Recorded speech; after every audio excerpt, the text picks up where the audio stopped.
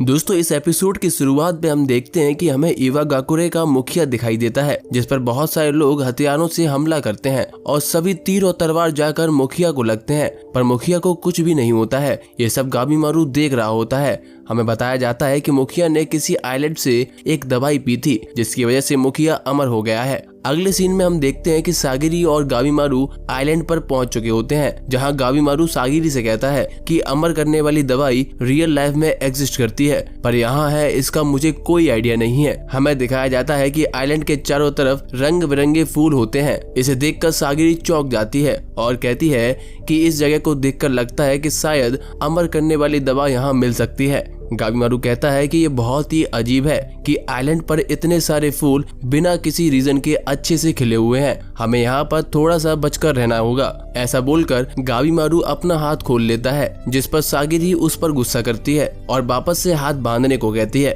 गाबीमारू कहता है कि उन्होंने हमें केवल 3 दिन का खाना और अमर कर देने वाली दवाई का फोटो दिया है, इससे मैं इस दवा को कैसे ढूंढूंगा। तभी सागिरी गाबीमारू की तरफ तलवार लगाकर कहती है, चुपचाप अपने हाथ बांध लो। सागिरी जैसे ही गाबीमारू के हाथ बांध रही होती है, तभी एक बड़ी सी लोहे की बॉल गाबीमारू को लगती है और गाबीमारू दूर जाकर गिरता है। हमें दिखाया जाता है कि एक लाल मास्क वाला कैदी गाबीमारू पर अटैक करता है, जिसका नाम ट्विस्टेड क्यून होता है। वो कहता है, मुझे तुम पर अपने सारे हथियार टेस्ट करने हैं। गाबीमारू सागिरी से कहता है, इसने तो अपने हाथ नहीं बांधे रखे। तब सागिरी उसके साथ वाले कसाई कीसो से कहती है कि इसके हाथ क्यों नहीं बंधे हुए हैं, जिस पर कीसो सागिरी से कहता है, तुम हमेशा रूल को फॉलो करती हो, इसीलिए तुम कसाई की रैंक में सबसे पीछे हो। मैं वापस जाते टाइम इसके हाथ बांध दूंगा। जिसके बाद गाबीमारू भी अपने हाथ खोलने को कहता है। सागिरी मना कर देती है। क्यून लगातार अलग अलग हथियार से गाबीमारू पर अटैक करता है, पर उसके गाबीमारू पर कोई असर नहीं होता है। गाबीमारू क्यून के अटैक को अपने पैरों से रिवर्स कर देता है और एक हथियार जाकर सीधा क्यून को लगता है और क्यून गिर जाता है। ये देखकर सभी लोग चौंक जाते हैं। गाबीमारू कहता है कि बंधे हुए हाथों से लड़ना थोड़ा मुश्किल होता है, पर हमें क्यून दिखाई देता है जो कहता है कि अभी तो पार्टी शुरू हुई है। अगले सीन में हमें दिखाया जाता है कि गाबीमारू क्यून को मार देता है और उसकी बॉडी में बहुत सारे तलवार और तीर घुसे हुए होते हैं। क्यून के साथ वाला कसाई कीसो क्यून का सर काट देता है और कहता है कि अब मैं शांति से इसका सर घर ले जाकर लौट सकता हूँ। सागिरी उससे कहती है कि आइलैंड पर 60 से भी ज्यादा लोग गुम हो चुके हैं, आप घर जाते समय थोड़ा ध्यान रखें। वो कहता है कि तुम्हें मुझसे ज्यादा अपनी चिंता करनी चाहिए। ये जो तुम्हारे साथ खड़ा हुआ है ये एक बहुत ही भयानक इंसान है। मैंने यहाँ तक आते हुए बहुत कुछ पहले ही देख लिया है। सारे कैदी एक दूसरे को मारने में लगे हुए हैं और कुछ कसाई को मारकर भागने की सोच रहे हैं। ये कैदी समाज के नियमों का पालन नहीं करते हैं। वो सागिरी को समझाता है, तुम भी रूल्स के चक्कर में मत पड़ो। तुम्हारी पहली प्रायोरिटी अमृत की दवा को हासिल करना होना चाहिए। अगर तुम चाहो तो मैं इस क्रिमिनल को तुम्हारे लिए मार सकता हूँ। हम देखते हैं कि ये सुनते ही गाबीमारू जाकर कीसो की तलवार पकड़ लेता है। गाबीमारू कहता है, मुझे ये अमृत की दवा लेकर बस अपनी बीवी से मिलना है, मुझे और कुछ भी नहीं चाहिए। इसके बाद गाबीमारू सागिरी से कहता है, अब हमें चलना चाहिए। ये कहकर गाबीमारू वहाँ से जाने लगता है। कीसो कहता है कि तुम्हें जल्दी करनी चाहिए, कुछ घंटों में सब कुछ बदलने वाला है।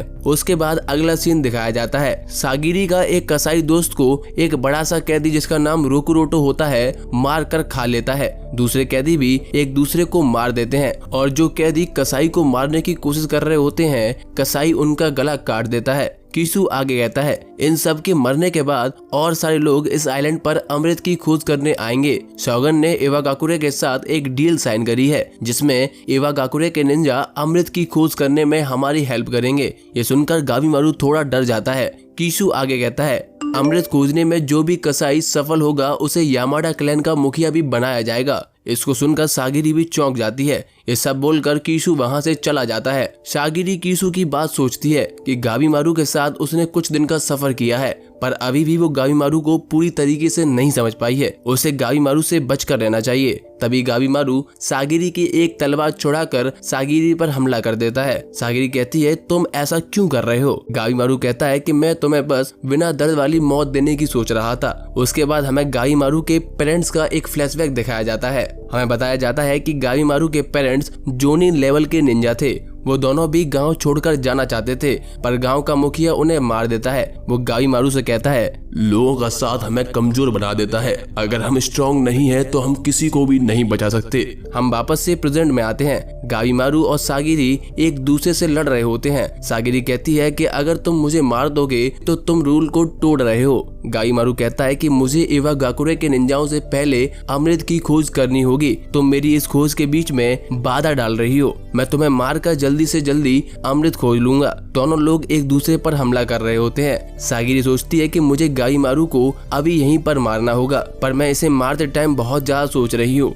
गावीमारू भी यही सोचता है कि मुझे अब तक सागिरी को मार देना चाहिए, पर मैं इतना क्यों सोच रहा हूँ। एक्चुअली में दोनों लोग अंदर से एक दूसरे को नहीं मारना चाहते। फिर हमें गावीमारू की बीवी का एक फ्लैशबैक दिखाया जाता है, जहाँ पर उसकी बीवी गावीमारू से कहती है, कोई किसी को नहीं मारना चाहता तो इसमें कोई बुराई नहीं है। तुम्हें अपने अंदर के इमोशंस को फॉलो करना चाहिए। एक बहादुर आदमी वही होता है जो अपने अंदर के इमोशंस को एक्सेप्ट कर लेता है। हमें एक और फ्लैशबैक दिखाया जाता है जिसमें एक आदमी गावीमारू से कहता है, मुझे माफ कर दो, मेरे घर पर मेरे 20 बच्चे मेरा इंतजार कर रहे हैं। गावीमारू थोड़ा रुक जाता है और वो आदमी आकर गावीमारू पर अटैक कर देता है। गावीमारू उस आदमी को मार देता है और सोचता है कि ये रिश्ते मुझे कमजोर कर रहे हैं। इसके बाद वापस से हम प्रेजेंट में आते हैं। गावीमारू अपने हाथ से सागिरी का गला काटने वाला होता है, पर वो रुक जाता है। गावीमारू सोचता है कि यही कमजोरी है, अगर ऐसा रहा तो मैं अपनी बीवी से कभी नहीं मिल पाऊंगा। गावीमारू गांव के मुखिया की बात याद करता है तो कहता है,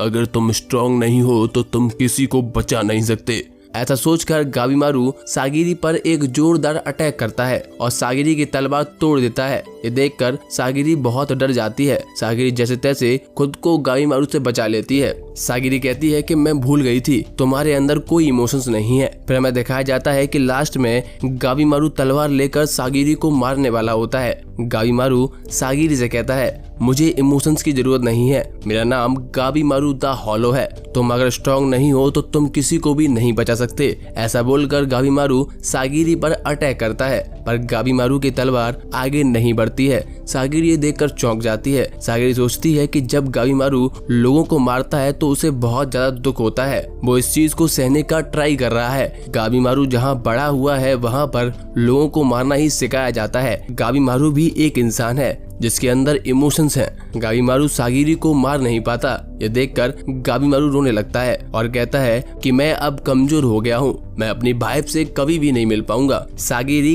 गावीमारू की तलवार को म्यान में डालते हुए कहती है, तुम कमजोर नहीं हो, जो अपने इमोशंस को एक्सेप्ट कर लेते हैं वो स्ट्रांग बन जाते हैं। मैं चाहती हूँ कि तुम अपनी बीवी से वापस मिलो, इसके लिए तुम्हें अपनी जिंदगी को वापस से जीतना होगा। इसके बाद अगले सीन में हम देखते हैं कि एक और कैदी एक कसाई के साथ जंगल में जा रहा होता है। तभी एक तितली जिसका फेस इंसानों जैसा होता है वो कैदी के हाथ पर काट लेती है। कैदी जैसे ही उस तितली का फेस देखता है वो अपना हाथ काट लेता है। उसके बाद हम देखते हैं कि कैदी के कटे हुए हाथों से फूल निकलने लगते हैं। इसके बाद हमें एक बड़ा सा राक्षस दिखाया जाता है जिसकी लंबी सी जीभ लटक रही होती है और उसकी आंखों से हाथ निकल रहे होते हैं। ये देखकर वो कैदी और कसाई दोनों चौंक जाते हैं।